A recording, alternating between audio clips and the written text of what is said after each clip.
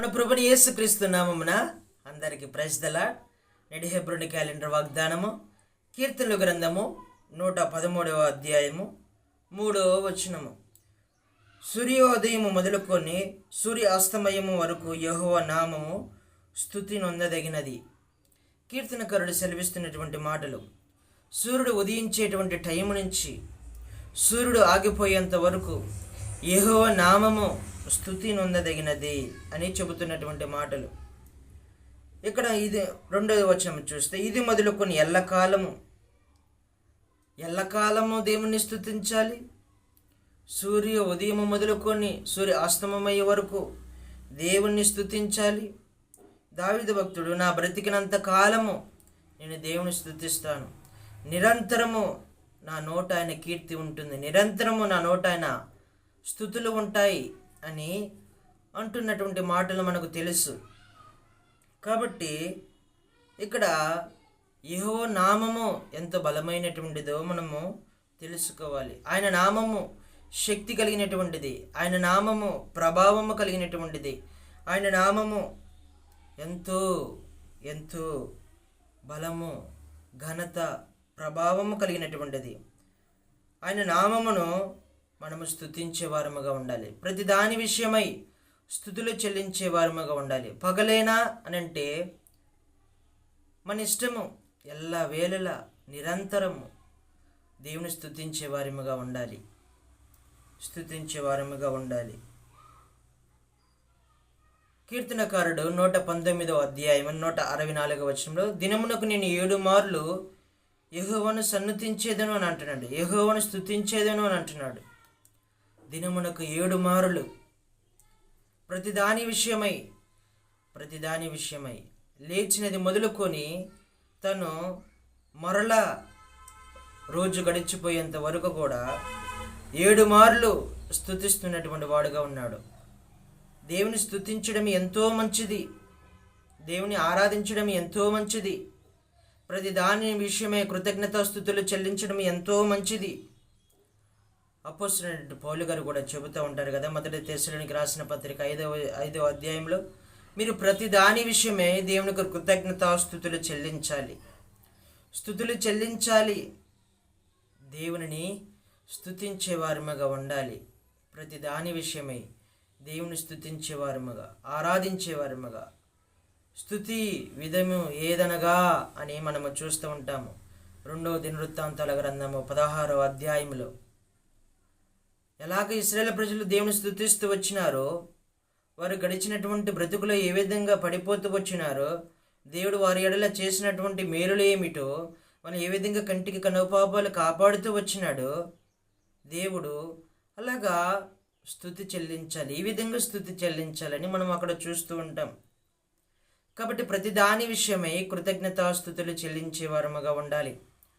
33వ అధ్యాయము 1వ వచనంలో, యథార్థవంతులకు స్తుతి చెల్లించుట, యథార్థవంతులు స్తుతి చెల్లించుట శుభస్కారము.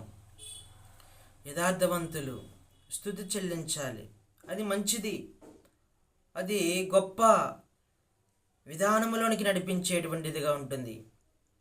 33వ అధ్యాయము 1వ వచనంలో, నీతిమంతులారా యెహోవా గుమ్మములోనికి ప్రవేశించుడి, యథార్థవంతులు స్తుతి చెల్లించుట శుభస్కారము. ఎవరికి స్తుతులు చెల్లించాలి? మన ప్రభువైన యేసుక్రీస్తు వారికి మాత్రమే, దేవునికి మాత్రమే. ఆయనకు తప్ప వేరొక దేవుడు లేడు. ఆయన నామములను స్తుతి చెల్లించాలి. ఆయన తప్ప వేరొక దేవుడు ఉండకూడదు. నాకు రావాల్సినటువంటి మహిమను నేను ఎవరికి ఇస్తాను? ఎవరికి కూడా ఇవ్వను. కాబట్టి మనము దేవుని నామాన్ని బట్టే ప్రార్థన చేయాలి, దేవుని నామాన్ని బట్టే స్తుతించాలి, దేవుని నామాన్ని బట్టే ఘనపరచాలి, దేవుని నామాన్ని బట్టే మనము ప్రతీది చేసేటువంటి వారముగా ఉండాలి.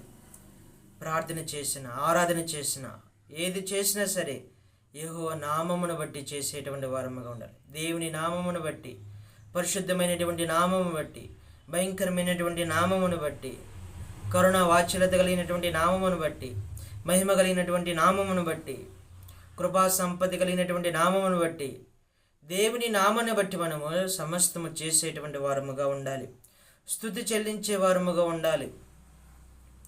స్తుతి చెల్లించడము అది గొప్ప విధానంలోనికి నడిపిస్తుంది. మన జీవితము గొప్ప బాటలోనికి నడిపిస్తుంది. ప్రభుని యేసుక్రీస్తుని ఇంకా లోతులోనికి తెలుసుకోవటానికి ఉపయోగపడేటువంటిదిగా ఉంటుంది.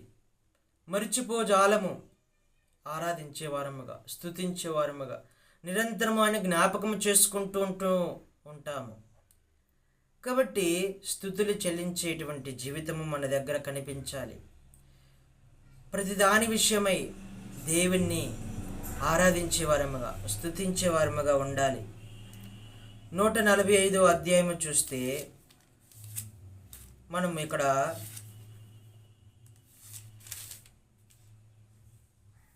147వ అధ్యాయములో యెహోవాను స్తుతించుడి, మన దేవునికి స్తోత్రగానము చేయటం మంచిది, అది మనోహరము, స్తోత్రము చేయట ఒప్పెదము. ఏమిటంటండి? యెహోవాను స్తుతించాలి, మన దేవునికి స్తోత్రగానము చేయటం మంచిది. మన బ్రతుకుల్లో మంచిది ఏది ఉందంటే మొట్టమొదటిగా దేవుని ఆరాధించేది, దేవుని స్తుతించేది. మొట్టమొదటిగా అది మంచిది. మనం ఉదయం లేగంలోనే దేవుని ఆరాధించాలి, దేవుని స్తుతించాలి. తర్వాత మనం పడుకునేటువంటి సమయంలో కూడా దేవుని ఆరాధించాలి, స్తుతించాలి. ఈ మధ్య జరుగుతున్నటువంటి పీరియడ్లో కూడా, సమయంలో కూడా దేవుని స్తుతించాలి, ఆరాధించాలి. అది మంచిది, అది మనోహరము, స్తోత్రము చేయటం ఒప్పెదము. ఇక్కడ చూస్తే యెహోవాను స్తుతించుడి, యెహోవాకు కృత కీర్తన పాడుడి, భక్తులు కూడుకున్న సమాజంలో స్తోత్ర గీతము పాడుడి. స్తుతించాలి. దావీదు భక్తుడు 146వ అధ్యాయంలో యెహోవాను స్తుతించుడి, నా ప్రాణమా యెహోవాను స్తుతించుము, నా జీవిత కాలమంతి నేను యెహోవాను స్తుతించేదను, నా బ్రతుకు కాలమంతి నా దేవుని కీర్తించేదను. రాజుల చేతనైనను నరుల చేతనైనను రక్షణ కలగదు, వారిని నమ్ముకొనకొడి, వారి ప్రాణము వడిలిపోవును, వారు మంటి పాలగొరుదుడు, వారి సంకల్పములు నాడే నశించును. ఎవనికి యాకోబు దేవుడు సహాయకుడగును, ఎవడు తన దేవుడని యెహోవా మీద ఆశ పెట్టుకును వాడే ధన్యుడు. దేవుని స్తుతించేవాడే ధన్యుడు. జీవితకాలమంతియు, బ్రతికినంత కాలమంతియు, శ్వాస వరకు, తుది శ్వాస వరకు స్తుతులు చెల్లించేది, ఆరాధించేది, గణపరిచేది. అలాంటి జీవితమే ధన్యత కలిగినటువంటి జీవితము. అలాంటి జీవితమే దేవునికి ప్రీతికరమైనటువంటి జీవితము. అలాంటి జీవితమే దేవునికి ఇష్టకరమైనటువంటి జీవితము. ఆరాధన మన జీవితంలో ఎంతో ప్రాముఖ్యమైనటువంటిది. స్తుతులు చెల్లించేటువంటి జీవితము ఎంతో ప్రాధాన్యత కలిగినటువంటిది. ఎంతో స్తుతులు చెల్లించాలి. ప్రతి దాని విషయమై స్తుతులు చెల్లించాలి, ఘనపరచాలి, కీర్తించాలి. దేవుని యొక్క అద్భుతములు, ఆశ్చర్యకార్యములు మనము అనుభవించేటువంటి వారముగా ఉండాలి. స్తుతి చెల్లించేటువంటి వారముగా ఉండాలి. సూర్య ఉదయం మొదలుకొని సూర్యాస్తమయం వరకు ఆయన నామము స్తుతి నొందదగినటువంటిది. ఆయన నామము మాత్రమే స్తుతి నొందదగినటువంటిది. వేరొక నామము లేదు, వేరొక దేవుడు లేడు.